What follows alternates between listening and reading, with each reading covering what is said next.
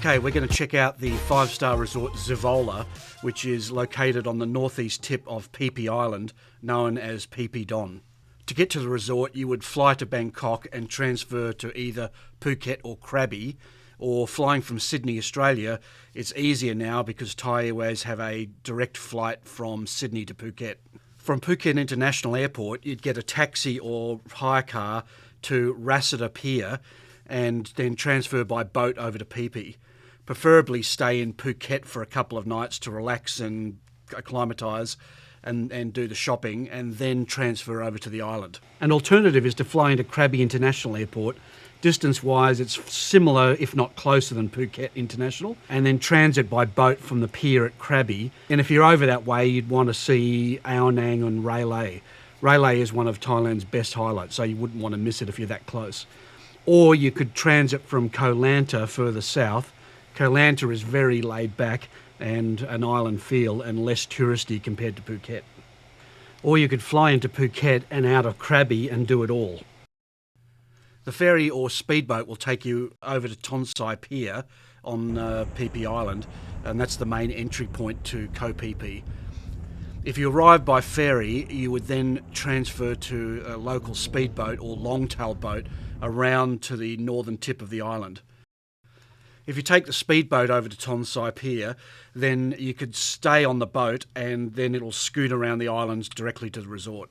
Most people on the speedboat you can take will get off at Tonsai Pier because that's the main entry port to the island where all the main hotels are. But you just stay on the boat and it will zip around. Only takes about another 10 minutes or so to get to where you're going. The other option is to let the hotel do all the work and transfer you from the airport by van, and then transfer you to the hotel by speedboat to go direct to the resort. So it's an easy option, but it's a lot more expensive than just doing it yourself, and it's really easy. You can just go straight down to the pier, get a ticket, get on the next speedboat across, and it'll take you to the resort much cheaper. I've done a separate video on getting to Phi Phi, and I'll leave a link in the description.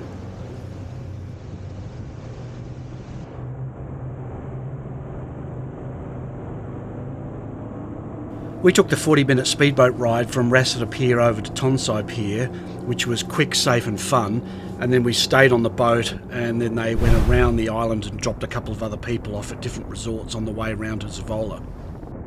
We used Koh Phi Phi Island to make the transit. These boats have fully covered sides and it makes a huge difference if it's windy or choppy. Tonsai is the main shopping area and hotel area on Phi Phi. It has a totally different vibe than Zeavola. Very touristy and busy compared to the quiet island feel of the Zeavola area. There's a number of hotels to choose from around the northeast side of Phi Phi Don, and one of those was the Sai Village Resort. Our speedboat stopped to drop off some people at that resort and it looked good, so we stayed there on our next trip, and I'll do a review on the Sai Village in an upcoming video, so subscribe now so you don't miss it. As you pull into the beach at the final stop-off, you'll notice straight away this side of the island has a much more laid-back, relaxing feel to it. The hotels and surrounds, for me, have a much calmer, slower-paced feel for island life and relaxation, much more than the busy, touristy Tonsai area. A tractor with a trailer reversed up to the bow of the speedboat, and we climbed directly from the boat into the trailer, and the bags were transferred for us. Depending on the tide, the tractor may need to back right out into the water, but this method of transfer means you don't have to get your shoes wet or sandy.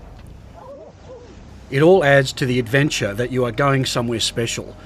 It's not the ordinary hotel arrival, and like a lot of things in Thailand, it's a very clever solution. For a minute there I thought we were going to get bogged in the sand, but it was all systems normal for the Thais.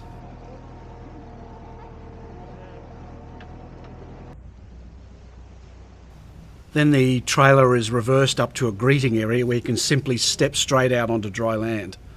It was a little confusing because the hotel sign said Holiday Resort, not Zeavola, so we weren't sure if we were at the right place.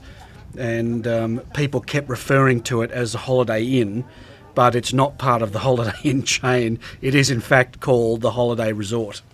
You can have a sort of a two-speed type of holiday on this island. The busy shopping, massage, restaurant type of break, and that's at the Tonsai Pier area, and all the hotels packed around there, and that's the area where most people go to. And then you could have a chilled out, quiet, relaxed, much more island feel just around the corner up the north coast.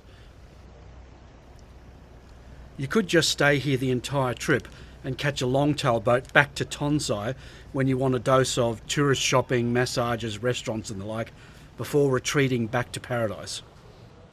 It's cheap and fun to take a long-tail boat back to the shops at Tonsai Pier, and doesn't take that long. You could spend a few hours or part of a day there in the main shopping area, but look, the rest, that area there for me, it's just like you might as well be in Phuket. We decided to do 2 nights at Phi Phi Coco just to experience that part of the island, but you don't need to. But again, I'll cover that resort and the Tonsai area in another video. When I said it was a little bit confusing, after they removed all of the bags from the speedboat, the people staying at the holiday resort / holiday inn claimed their bags and went to check in. We then reboarded the tractor trailer for our final leg up the beach to Zeavola.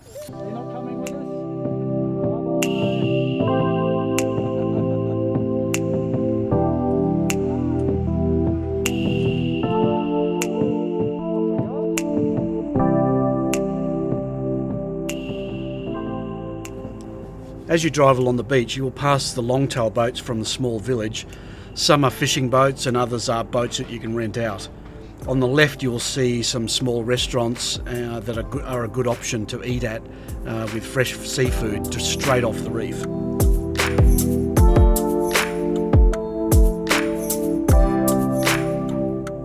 When we went, the beach was mainly empty, so it was an enjoyable change from some of the busy tourist beaches in Phuket.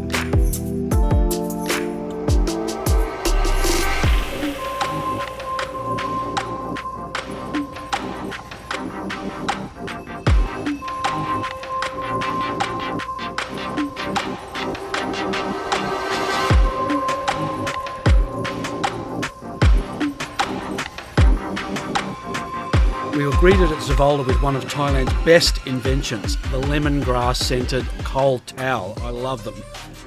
This is before being led over to the reception area, the open-air reception area for a quick check-in.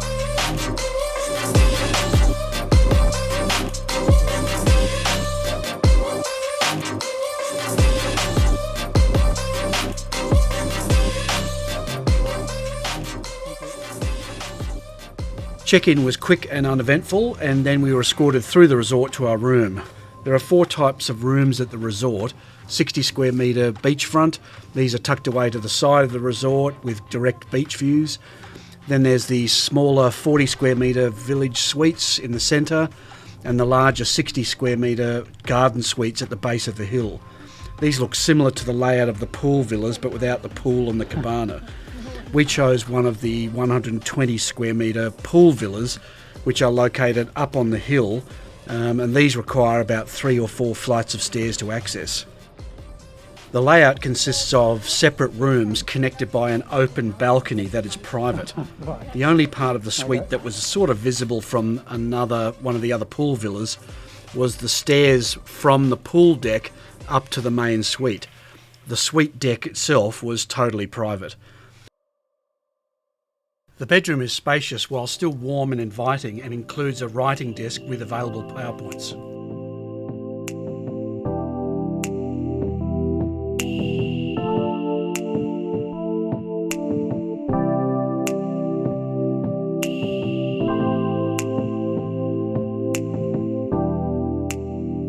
The lounge deck area contains the minibar and a food cabinet and an outside vanity with the wash basin. I love the aqua-coloured doors that offset nicely against the dark timber on the deck and the huge bathroom. There was plenty of shelving for towels and clothes on the right-hand wall as you walked in, and you can open all the doors in the shower room to semi-convert it into an outdoor shower. However, there's also a proper outdoor shower and large towel rack around the corner of the bungalow. The surrounding tree canopy gives you total privacy and a nice sort of treehouse feel. We were warned not to leave anything outside because of monkeys, but we didn't see any on the entire stay.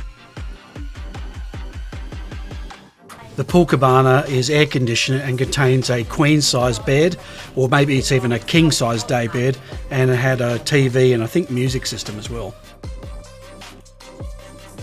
This aerial shows the pool villas up on the hillside and is looking south back down the island. The reception and breakfast area is down the front, and a small village with seafood restaurants is a short walk down the beach just past another resort. This is also where you can hire long-tail boats for snorkeling and transfers, or a trip over to Maya Bay. Tonsai Pier and the main hotel shopping area is on the other side of these mountain cliffs. You can indicate your room is free for service by placing a green flag down on the entrance to your walkway.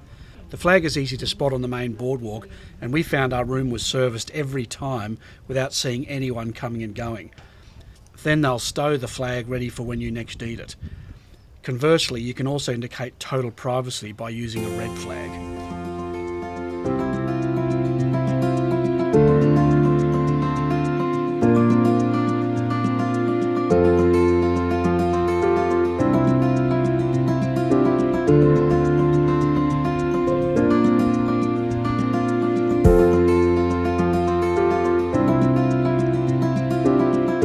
This is the boardwalk that takes you to the spa, the gym, the small gift shop, reception and the breakfast area. On the right are the village suites. The timber was all new, no rotten beams and very well maintained.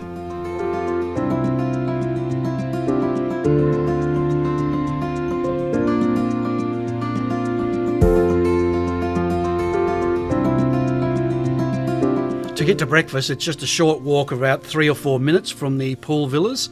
And when I say village, it's a village feel. Really, it's just other guest rooms, the gift shop and other hotel buildings, not the village where the locals live.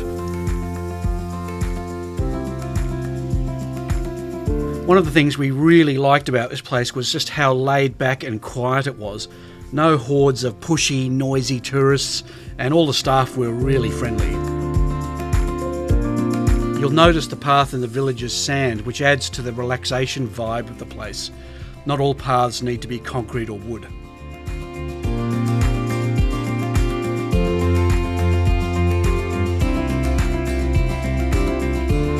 That's the gift shop in that hut on the right, and that path also takes you to the resort swimming pool.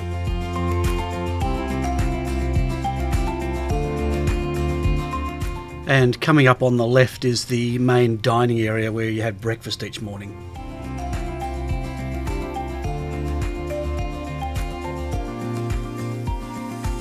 I'm pausing here for a minute just because I wanted to wash the sand off my feet with a little sort of coconut water scoop at the entrance to the dining area.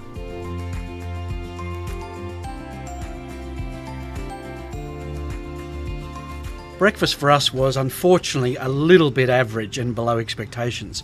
The resort was proud they had a French chef in charge.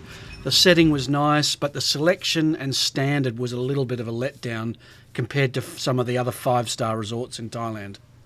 One of the pluses was there was no wait time and no crowds, no noise, just a really relaxing atmosphere. I'm not saying that breakfast was bad, but it just wasn't what we were expecting. We were just expecting a bit more. After breakfast, we went for a walk on the beach, and at the time of our visit, the other resort at the end of the island, Phi Phi Natural, was closed for renovations. We had the entire beach to ourselves, but I gather that it may be a slightly different feel when the other resorts are fully open. We hired a long-tail boat straight outside the hotel to take us snorkeling. That's Mosquito and Bamboo Island off in the distance to the northeast, and you can also do an easy long-tail boat ride to the south, which is off to the right here, down past the end of the island, and that's to Phi Phi Lay and Maya Bay.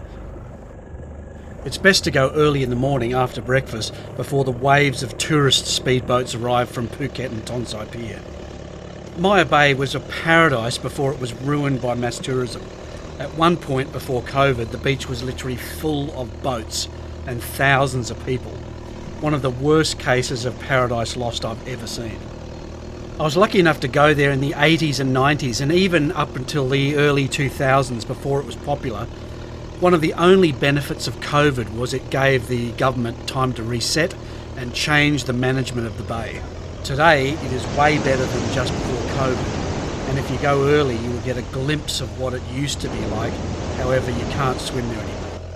The water at Zeavola is crystal clear, and the resort is known for its green sustainability awards, and there is plenty of coral and fish to see right out in front of the resort.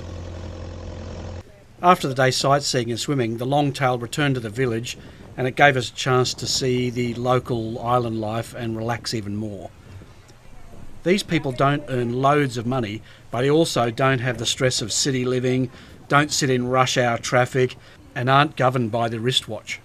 Many have jobs in the hotels and have access to a bounty of fresh seafood right off the beach. A yellow supply boat arrived with water, boxes and bags of various items.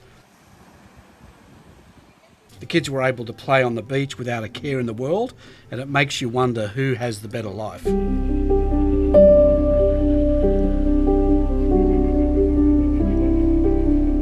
Another good thing about the resort is that you are not limited to dining just at the resort the whole time. Just down the beach you'll find a pizza place and some seafood restaurants and bars.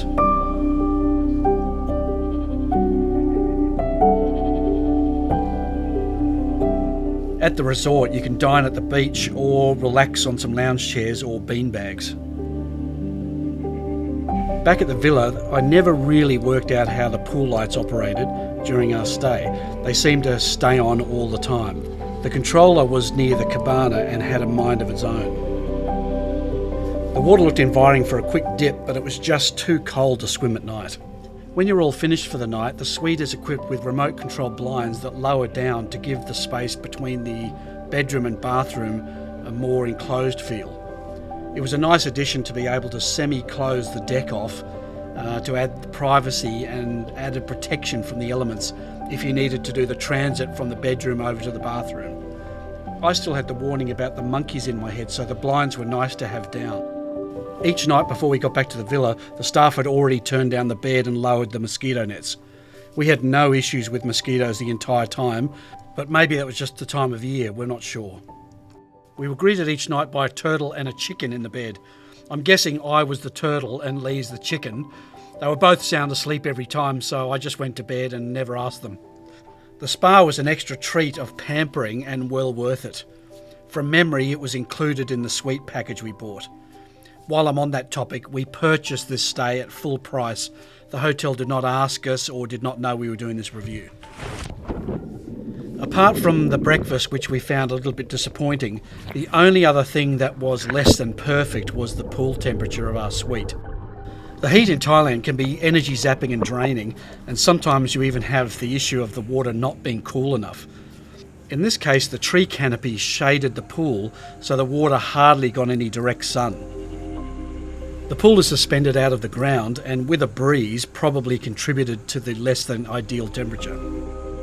I've stayed in one other hotel in Thailand where the pool was too cold to get into. This was not that cold, but the low temperature did discourage you from spending hours relaxing. And the lack of sun meant the deck chairs weren't a great option either. This could all be fixed quickly by just simply cutting back the trees that shade the pool and deck area. The other hotel where I said the water was too cold, that issue could not be fixed because it was caused by the structure or the design of the building. The Zeavola pool temperature is a simple fix, and the trees may have been cut back already. I would, however, stay in this style of room again because the suite itself was fantastic. The layout was good, and being raised up added extra privacy. You can see in this shot that the sun was fully out, but no rays were warming the deck or the pool.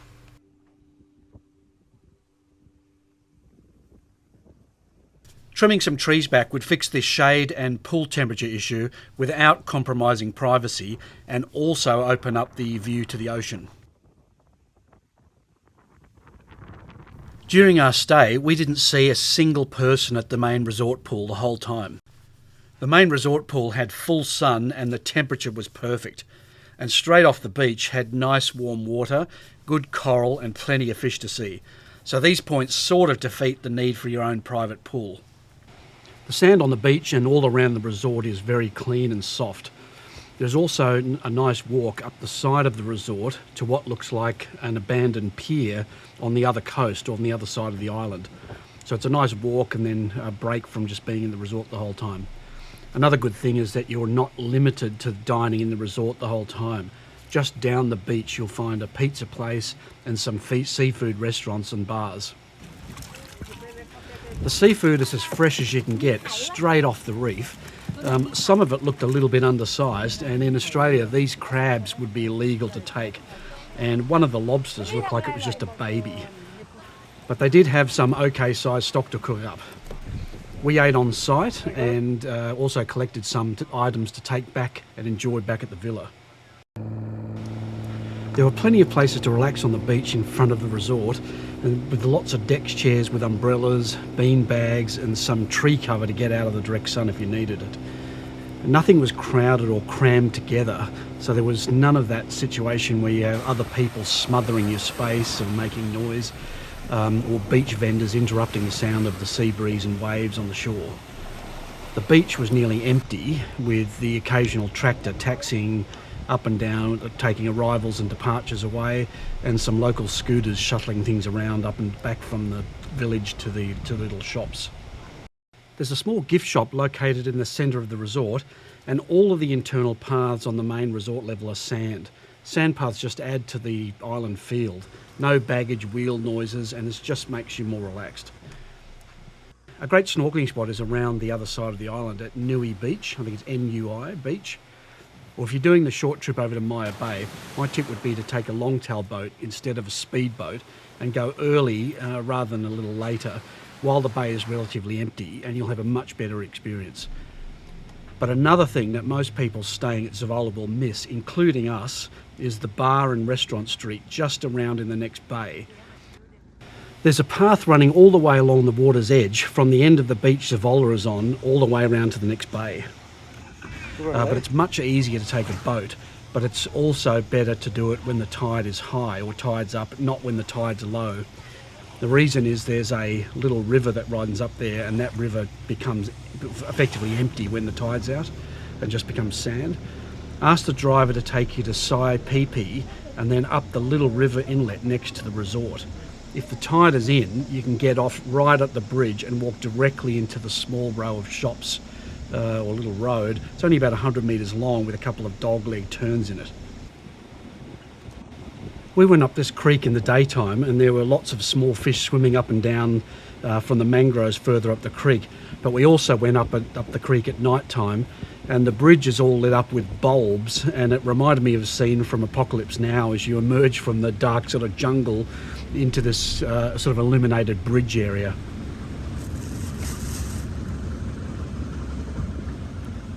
We only found this street when we stayed at Phi Phi Phi, but it's very easy to get to from Zeavola also.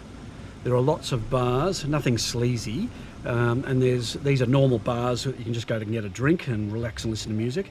And when I say normal, they are very unique, sort of island style type bars. And the best one we found is right next to the bridge, and it's called Camel Rock Bar. It's decorated with objects that have drifted up onto the beach. It's really unique. I've posted a load of Instagram and TikToks from this bar showing its interior, and it's just as good in the daytime as it is nighttime. The owner is a guy called Cap, and he knows how to make his drinks. The music's good, the vibes and drinks are great, and even if you just go for a drink and a lounge in the afternoon, you won't regret it. The street also has maybe another 10 or 15 bars, maybe more.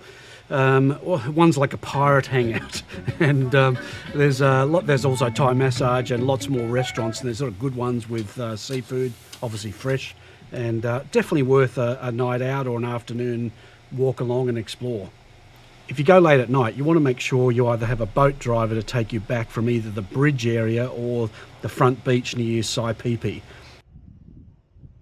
Then all too soon it'll be time to leave. This was another place that we could have stayed for longer.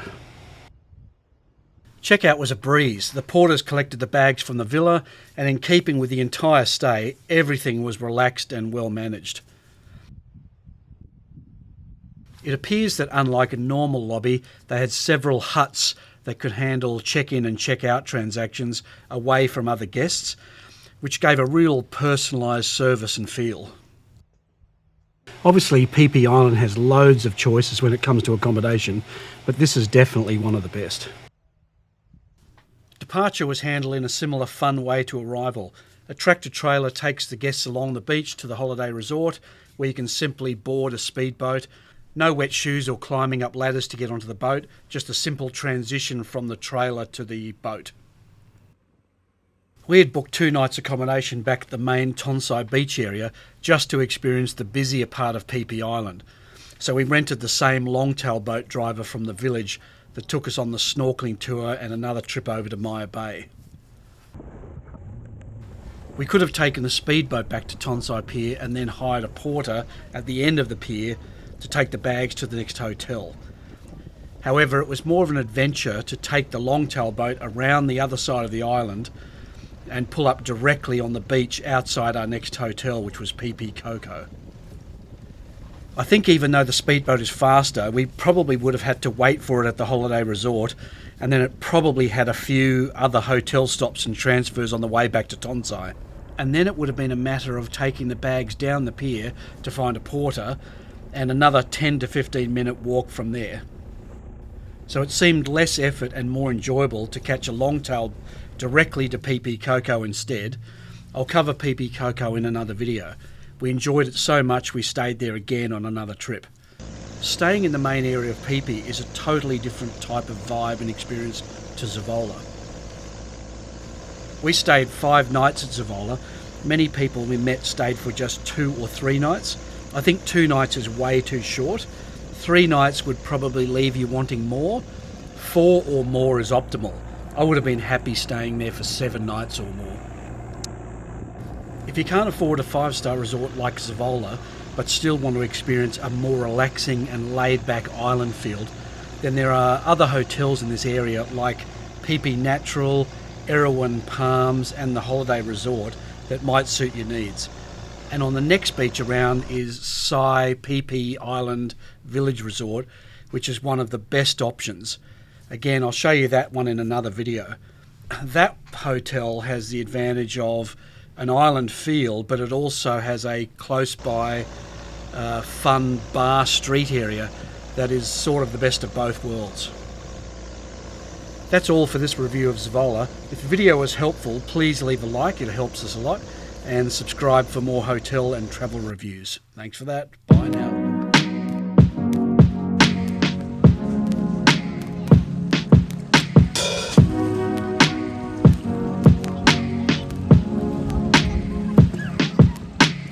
Baby